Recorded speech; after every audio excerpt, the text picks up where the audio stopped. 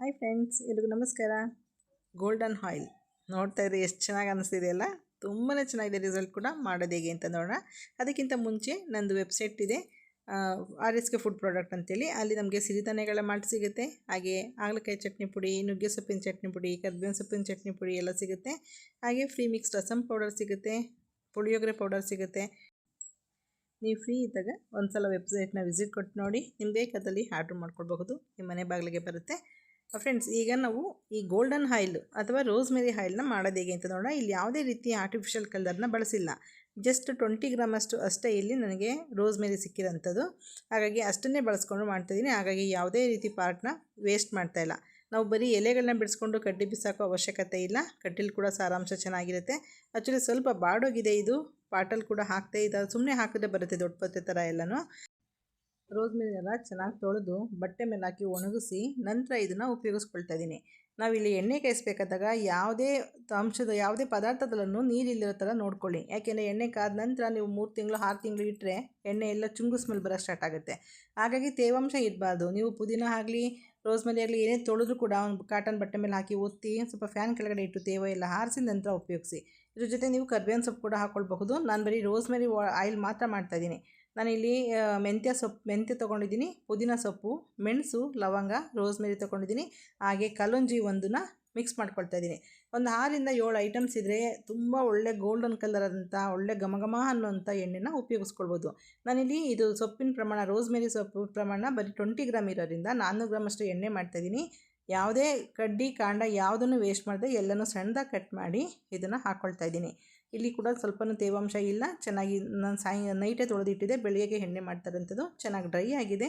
ನಂತರ ಇದನ್ನು ಕಟ್ ಮಾಡಿ ಈ ಥರ ಉಪಯೋಗಿಸ್ಕೊಳ್ತೀನಿ. ನಿಮಗೆ ರೋಸ್ಮೆರಿನಲ್ಲಿ ಡ್ರೈ ಆಗಿರೋದು ಕೂಡ ಸಿಗುತ್ತೆ, ಅದನ್ನು ಉಪಯೋಗಿಸ್ಕೊಂಡು ಇದೇ ರೀತಿ ಮಾಡ್ಕೊಳ್ಬಹುದು. ಇದು ಕಲೋಂಜಿ ಅಂತೇಳಿ ಕಪ್ಪು ಜೀರಿಗೆ, ಇದನ್ನು ಹಾಗೆ ಬಾಯಿಗೆ ಹಾಕ್ಕೊಂಡು ತಿನ್ನಬಹುದು. ಕಪ್ಪು ಜೀರಿಗೆ ಬೇರೆ, ಕಹಿ ಜೀರಿಗೆ ಬೇರೆ, ಎರಡನ್ನೂ ಉಪಯೋಗಿಸ್ತೀವಿ. ನೀವು ತೊಗೊಳ್ವಾಗ ಕೇಳಿ ತೊಗೊಳ್ಳಿ ಕಪ್ಪು ಜೀರಿಗೆ ಅಂತೇಳಿ. ಇದನ್ನು ನಾನು ಸಿರಿಧಾನ್ಯ ಮಾಲ್ಟ್ ಮಾಡುವಾಗ ಕೂಡ ಉಪಯೋಗಿಸ್ಕೊಳ್ತೀನಿ. ಎಣ್ಣೆ ಬಿಸಿಯಾಗಿ ಕೆಳಗಡೆ ಸಣ್ಣ ಸಣ್ಣ ಗುಳ್ಳೆ ಎದ್ದೇಳ್ತವಲ್ಲ, ಆವಾಗ ನಾವು ಏನು ತೊಗೊಂಡಿದ್ದೀವಿ ಎಲ್ಲ ಪದಾರ್ಥಗಳನ್ನ ಹಾಕ್ಕೋಬೇಕು. ತಣ್ಣಗಿರೋ ಎಣ್ಣೆಗೆ ಹಾಕಬೇಡಿ, ಫ್ಲೇವರ್ ಬಿಡೋದಿಲ್ಲ ಚೆನ್ನಾಗಿ. ನಾನಿಲ್ಲಿ ಪುದೀನ, ಲವಂಗ, ಮೆಣಸು ಎಲ್ಲನೂ ಹಾಕ್ಕೊಳ್ತಾ ಇದ್ದೀನಿ. ಪುದೀನ ಸೊಪ್ಪು ಕೂಡ ಒಳ್ಳೆ ಫ್ಲೇವರ್ ಕೊಡುತ್ತೆ, ನೈಸಾಗಿ ಬರುತ್ತೆ, ಕೂದಲು ಬೆಳೆಯೋದು ಕೂಡ ಕಾರಣ ಆಗುತ್ತೆ. ಲವಂಗ ಡ್ಯಾಂಡ್ರಫ್ ಏನಾರು ಇದ್ದರೆ ಅದನ್ನು ಕೂಡ ದೂರ ಮಾಡುತ್ತೆ. ಮೆಣಸು ಏನು ಮಾಡುತ್ತೆ, ಡ್ಯಾಂಡ್ರಫ್ನೂ ದೂರ ಮಾಡುತ್ತೆ. ಹಾಗೆ ಎಣ್ಣೆ ತುಂಬ ದಿನ ಇಟ್ಟರೆ ಚುಂಗು ಸ್ಮೆಲ್ ಬರೋದನ್ನು ತಡೆಯುತ್ತೆ. ಈಗ ನಾವು ಎಣ್ಣೆ ಕುದಿಯೋಕ್ಕೆ ಸ್ಟಾರ್ಟ್ ಆಗಿದೆಯಲ್ವಾ, ನೀವು ಕಲ್ಲರ್ ಇವಾಗ್ಲೂ ಕೊನೆ ತನಕನೂ ಕಲ್ಲರ್ ನೋಡಿ. ನೀವು ಇಲ್ಲಿ ಒಂದು 10 ನಿಮಿಷ ನಾನು ಇದನ್ನು ಸಿಮ್ಮಲ್ಲಿ ಕುದಿಸ್ಕೊಂಡು ಸ್ಟವ್ನ ಆಫ್ ಮಾಡ್ತಿದ್ದೀನಿ. ಓಕೆನಾ? ಸಿಮ್ಮಲ್ಲೇ ಮಾಡ್ಕೋಬೇಕು ಇದನ್ನು, ಯಾವುದೇ ಕಾರಣಕ್ಕೂ ಐ ಫ್ಲೇಮ್ ಮಾಡೋಂಗಿಲ್ಲ. ಆದರೆ ನಿಮಗೆ ಫ್ಲೇವರ್ ಬಿಟ್ಟಿದೆ, ಕಲ್ಲರ್ ಬಿಟ್ಟಿಲ್ಲ. ಅದು ನೋಡಿ ನಿಮಗೆ ಕಲ್ಲರ್ ಯಾವ ರೀತಿ ಕಾಣ್ತಿದೆ ಅಂತೇಳಿ. ಈಗ ಒಂದು 10 ನಿಮಿಷ ರೆಸ್ಟ್ ಕೊಡೋಣ. ಇದನ್ನು ಈಗಲೇ ಸೋದಿಸ್ಕೋಬೇಡಿ. 10 ನಿಮಿಷ ರೆಸ್ಟ್ ಕೊಟ್ಟರೆ ಇದು ಬೆಂದಿರೋದು ಮತ್ತೆ 5 ನಿಮಿಷ ಸ್ಟವ್ನ ಆನ್ ಮಾಡಿ ಕುದಿಸೋದ್ರಿಂದ ಇದು ಕಲ್ಲರ್ ಇನ್ನೂ ಡಿಫ್ರೆಂಟಾಗಿ ಬರುತ್ತೆ.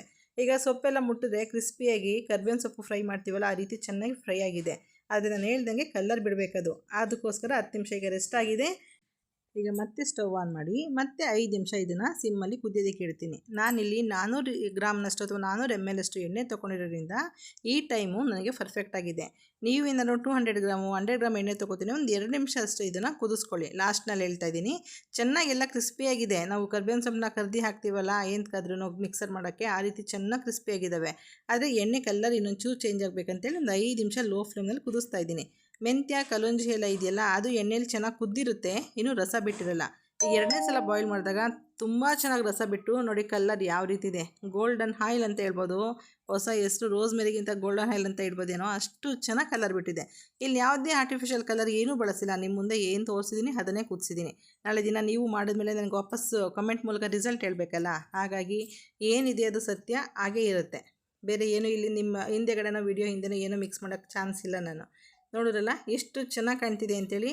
ಇದು ಹಾಕ್ಕೊಂಡು ಕೂಡ ತಲೆಗೆ ಹಚ್ಕೊಂಡ್ರು ಕೂಡ ಯಾರಾದರೂ ಪಕ್ಕದಲ್ಲಿ ನಿಂತಿರೋರು ಕೇಳ್ತಾರೆ ಏನು ಹಾಕಿದ್ದೀರಾ, ಅಷ್ಟೊಂದು ಘಮ ಅಂತಿದೆ ಅಂತೇಳಿ. ಅಷ್ಟೊಂದು ಪರಿಮಳ ಇದೆ.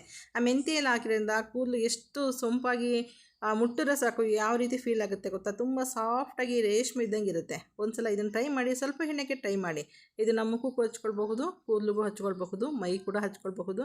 ತುಂಬಾ ಎಣ್ಣೆ ಚೆನ್ನಾಗಿರುತ್ತೆ ನೋಡಿ. ಈ ರೀತಿ ನೀವು ಯಾವುದನ್ನ ಎಣ್ಣೆ ಫ್ರೈ ಮಾಡಿದಾಗ ಈ ರೀತಿ ಫ್ರೈ ಆಗಬೇಕು. ಆವಾಗಷ್ಟೇ ನೀವು ಆ ಎಣ್ಣೆನ 1 ವರ್ಷ 2 ವರ್ಷ ಇಟ್ಟರು ನಿಮಗೆ ಸ್ಮೆಲ್ ಚೇಂಜ್ ಆಗೋಲ್ಲ. ನೀವು ಎಣ್ಣೆನ ಕುದಿಸ್ವಾಗಲೇ ಸರಿಯಾಗಿ ಕುದಿಸ್ಲಿಲ್ಲ ಅಂದರೆ ಅದು ಕುದೀತು ಅಂತೇಳಿ ಇಳಿದ್ಬಿಟ್ರೆ ಚೆನ್ನಾಗಿರಲ್ಲ. ಈಗ ಇದನ್ನು ಮುಟ್ಟು ನೋಡಿ ನೀವು, ಎಲ್ಲ ಕ್ರಿಸ್ಪಿಯಾಗಿ ರೋಸ್ಟ್ ಆಗಿಬಿಟ್ಟಿದ್ದಾವೆ. ನಾವು ಇಲ್ಲೇನು ಹುಡ್ದಿಲ್ಲ, ಜಸ್ಟ್ ಎಣ್ಣೆಲಿ ಬೆಂದಿರೋದು.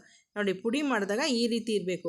ಅಕಸ್ಮಾತ್ ಎಣ್ಣೆ ಎಲ್ಲ ಸೋದಿಸ್ಕೊಬಿಟ್ರಿ, ಈ ಥರ ಮಾಡಿದಾಗ ನಿಮಗೆ ಇನ್ನೂ ಹಸಿ ಥರ ಇದೆ ಎಣ್ಣೆ ಅಂದರೆ ಮತ್ತೆ ಅದೇ ಎಣ್ಣೆಗೆ ಇದನ್ನು ಮಿಕ್ಸ್ ಮಾಡಿ ಮತ್ತೆ ಕುದಿಸಿ ಒಂದು 3-4 ನಿಮಿಷ. ಓಕೆನಾ? ನಿಮಗೆ ಎಣ್ಣೆಯಲ್ಲಿ ಏನು ಐಟಮ್ಸ್ ಹಾಕಿದ್ರೆ ಅದು ಪೂರ್ತಿ ಚೆನ್ನಾಗಿ ಕುದ್ದಿರಬೇಕು.